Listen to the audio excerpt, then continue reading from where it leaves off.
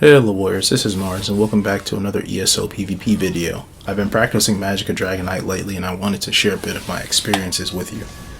This type of video is going to be somewhat of a guided format to help players progress and help players of all skill levels acclimate themselves to a new class or playstyle. If you like this type of content, leave a like or smack that sub button and join the Legion of Warriors. I make content on a weekly basis and I also stream PvP during the week. So starting on Magicka DK, it's important to master the fundamentals. Mag DK has hard-hitting attacks that can apply a lot of serious dot pressure and can also be followed up with hard-hitting burst combos. Mag DK honestly has way more burst than I first anticipated, but there's a learning curve to the class. First and foremost, you need to know how to heal efficiently, maintain your major buffs, and know when to block and heal in conjunction. I played Magicka DK some odd years ago, but I finally decided to return to the class and create an estimate of its current iteration. So far, it does not disappoint. Healing is the most important skill to learn when you start playing Magicka DK, because you will not be able to recover constantly depending on your playstyle. I think the easiest healing playstyle will be with a Restoration Staff and Sword and Shield. However, I am currently using a Destro Staff and a Sword and Shield, so my analysis will focus primarily on my experience with that and not of the previous playstyle. Since I've returned to Mag DK, I've sought out information to update my oldest build and understand what can be implemented in practice. So far my bar setup was the only thing that has changed drastically and only minor adjustments have been made to sets, but I'll talk about build in another video. I've watched fellow content creators such as Zdan, Godzilla, and Mystic Raven, aka Mystic MMOs, for guidance in this pursuit. If you wish to check them out, they're excellent content creators that have years of experience, and I will leave links to their channels and to the channels in the description. On the pretenses of healing, you can use your class abilities to burst heal and have some healing over time applications, but your survival will depend on how well you maintain them on top of using the environment to your advantage. Basically, your mobility has to be pristine. If you stand in one position too long, you will die. I cannot express to you how slippery my movement has become in order to compensate for the lack of defenses and light armor. For my own personal opinion, mobility is the combatant's highest virtue, and there is no greater good than causing your adversary to miss their dawnbreakers repeatedly. But I digress. Today I would like to focus on talking about only a few aspects of the greater whole. How to survive as an elder dragon when you are but a hatchling. Gaze into my eyes, mortal, and I will share with you the deep knowledge of the firstborns. Let's begin.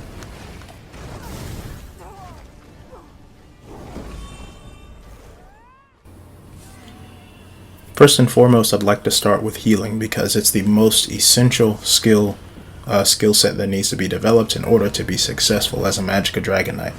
If you are not using a Restoration Staff, then you need to be practicing your healing rotation as much as humanly possible. Let's start with the most basic healing abilities on Magicka DK and explain their usefulness. Coagulating Blood is your primary burst heal. This ability also provides you additional health recovery, so I suggest that you do your best to build up as much health recovery as possible, whether it be by sets or by food. Food may be the easiest option without hurting the build.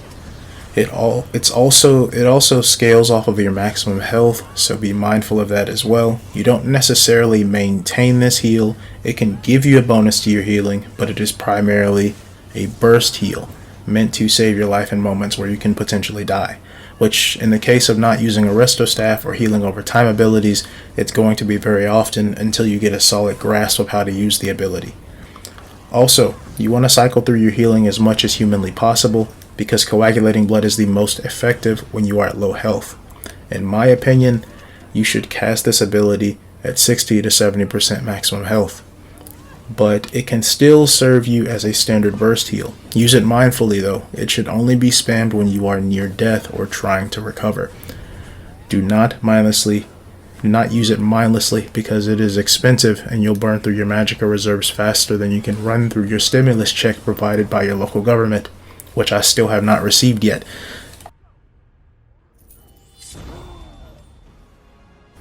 So next we're going to talk about Cauterize.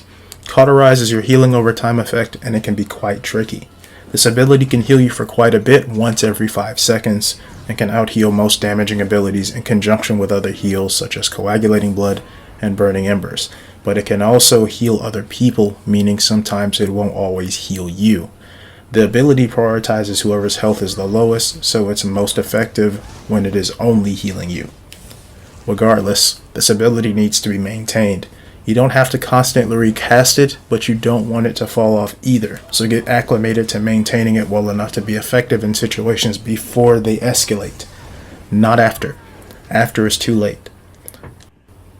Additionally, since I've been progressing as a Magicka DK, it can be used in conjunction with coagulating blood as a burst heal, or used instead of coagulating blood in order to manage your resources more efficiently.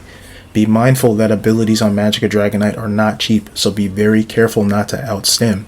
So I'd suggest looking into ways to mitigating the cost. I've had my own issues with this and consulted with a dragon that is more ancient than I, and he spake, "Run recovery and cost reduction glyphs, you idiot." After his words of wisdom, I thanked him. After using it for a few days, I liked it, but I would like to try using double recovery instead and observe which is more beneficial for my playstyle.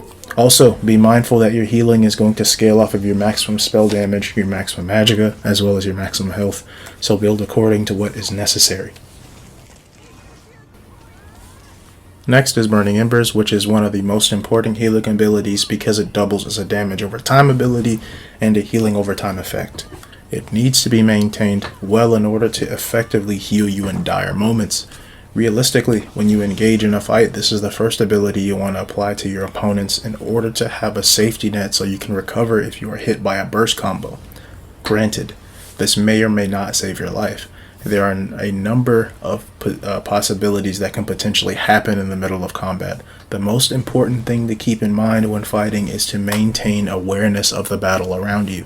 You need to perceive things that are not there. Nothing is going to keep you alive better than a well-timed block, a well-timed dodge roll, or just not engaging at all and avoiding the conflict. Besides that, if you are maintaining Burning Embers, it can increase your survivability and will have you wondering where you got that additional 10k burst heal from. Also, you want to maintain this in conjunction with Cauterize. The survivability can keep you from being bursted.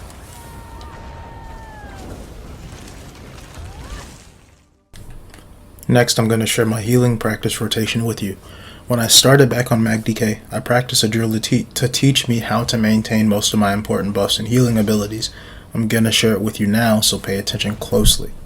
First, we apply Volatile Armor, then Degeneration for major sorcery or molten weapons, whichever is more beneficial. Next is Cauterize, then lastly we apply Burning Embers. Basically, when I wasn't in active combat or taking a break from whatever I was doing at the time, I sat in front of a target dummy practicing the fundamentals. You want to repeat it over and over and over until mastery. In the way of the sword, you do not think dishonestly. The way is in training. Another method, if the first one is a bit boring, is to do it with your eyes closed, so you can get a feel for the combination without seeing it and listen for the audio cue. This is mandatory to teach you how to be relaxed when healing and when to get used and how to get used to healing in a base calm state. You must practice this every day until mastery. It is imperative for your survival. In our art, we never think of taking up a position. We think only of cutting. To take up a position means to make use of standing still. We may end up in a position for a time, but we have no consciousness of it, nor do we intend to stay there. In our practice, we think only of cutting. That is the way of position, no position. Miyamoto Musashi. From watching other Dragonites, or more experienced Dragonites than myself, I noticed they focus on stepping in and stepping out of their opponent's strike zone. When you're setting up your burst combo, it's important to lead your opponents on with long, deceptive movements. When you hook around someone, pull away from them completely to manipulate them into coming toward your strike zone. Bait them and force them to play into your own movements. Make them follow up how you wished for them to follow up. You dictate the fight, not your enemies. They become confused and riled up, and you remain in control. The job of the Dragonite is to control the battle around them, not to be driven by it. You must fight with aggression, but never driven by it. But I bet you're wondering, what if you lack control of the battle? What if you have no control over it whatsoever? Not even your own men fighting beside you have control of it. What do you do then? That's a good question. You must understand, control is but an illusion. It is simply the brother to chaos. It is give and take, push and pull. It is only what you allow. You only have dominion over yourself, your thoughts, and your own actions. You need to be able to decide what course of actions are appropriate in a fraction of a second. In layman's terms, or in the tongue of mortals, you figure out when to aggress and when not to, when to run and when to stand firm. Even dragons, as powerful as we are, must master temperance. Ambition without wisdom is worthless, just as power and strength can be left inert without guile. When you understand this completely, it will be as if you are just breathing. There will be no arbitrary thoughts, no conflictions, no illusions, just the flow, as it should be.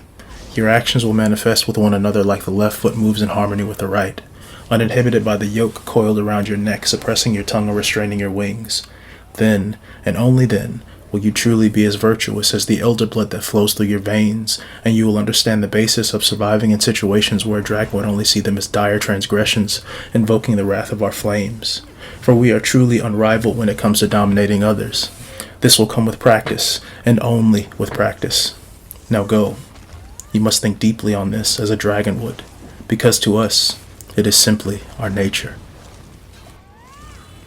That's it for now, folks. I hope you enjoyed this little guide. I'll be making an in-depth offensive focus guide for Magicka this patch and eventually a build video.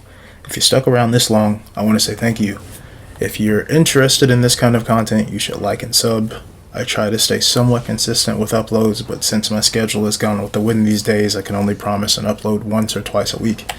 I should be streaming sometime this week though, and I will also be uploading content for other combat games, so if you wish to join my merry band of hardened warriors, we'd love to have you.